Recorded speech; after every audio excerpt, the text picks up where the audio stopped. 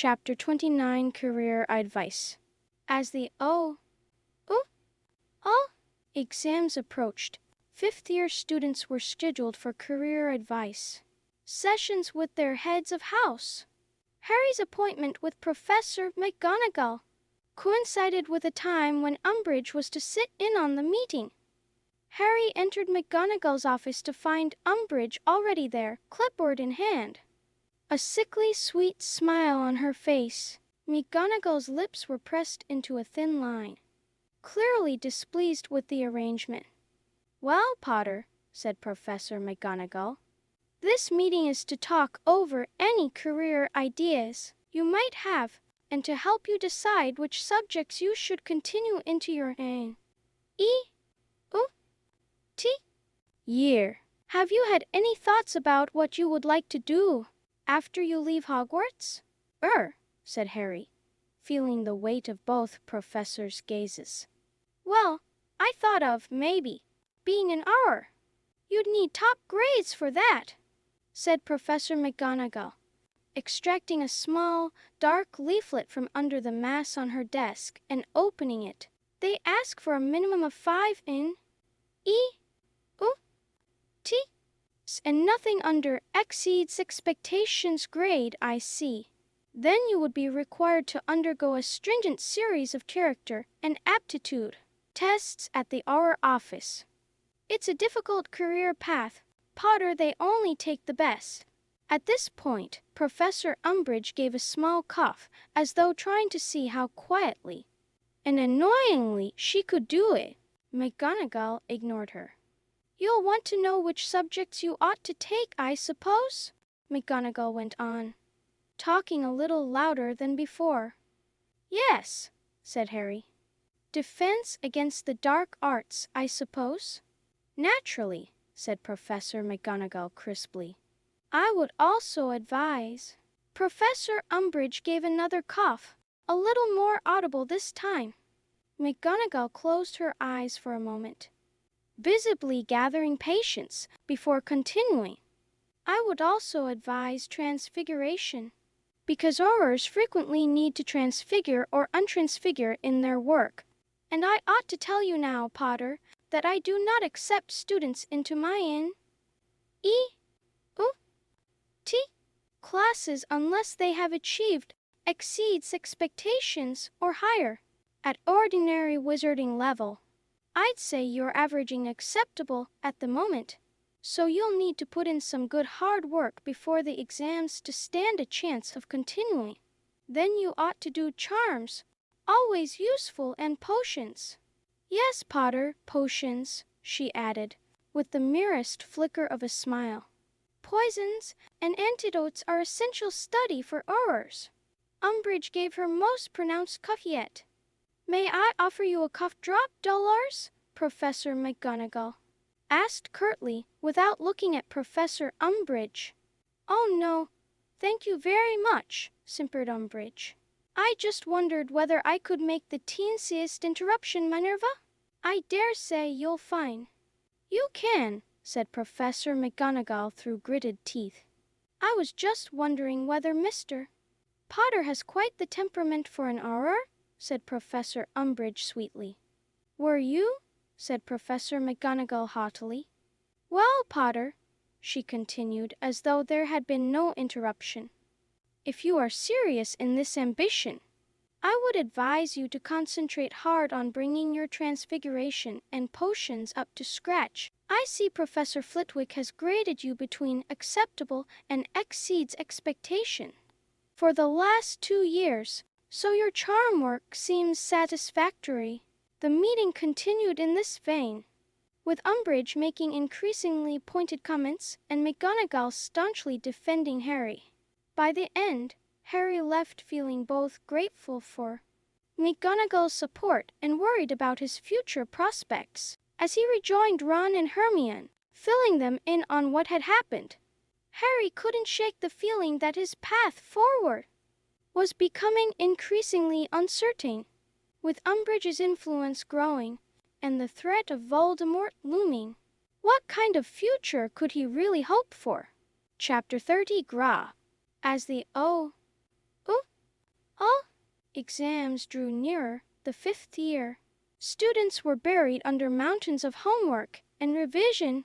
The common room was constantly filled with stressed students, muttering incantations under their breath or poring over thick textbooks. Amidst this exam frenzy, Harry, Ron, and Hermione hadn't forgotten about Hagrid's request to look after Grop. One afternoon, they decided to visit Hagrid to check on the situation. As they approached Hagrid's hut, they saw him emerging from the forbidden forest, looking battered and bruised. "Hagrid!" Hermione called out. "Are you all right?" Hagrid waved off their concerns. I'm fine.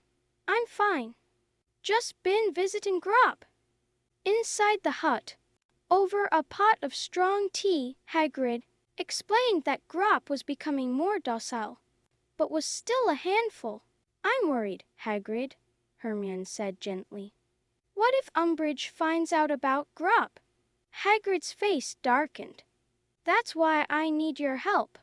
If anything happens to me, I need you three to look after him." The trio exchanged uneasy glances. The thought of taking care of a giant was daunting, to say the least. As they left Hagrid's hut, they spotted a group of centaurs on the edge of the forest.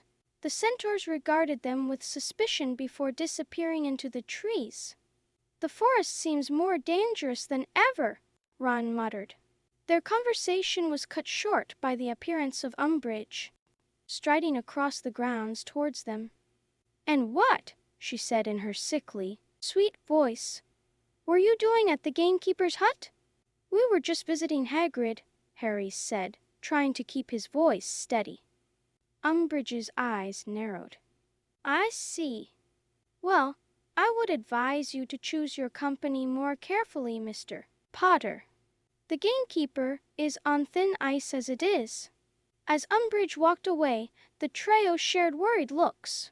It was clear that Hagrid's position at Hogwarts was becoming increasingly precarious. Back in the castle, they found the corridors buzzing with excitement.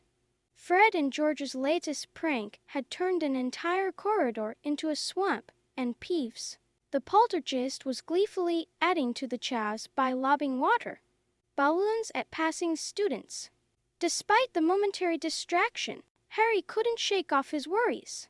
Between Umbridge's increasing power, the looming exams, and now the responsibility of potentially caring for a giant, he felt overwhelmed. That night, as he tossed and turned in bed, his scar prickling uncomfortably, Harry wondered how much more complicated things could get. Little did he know, the greatest challenges were yet to come. Chapter 31. O. O. O. S. The O. O. O.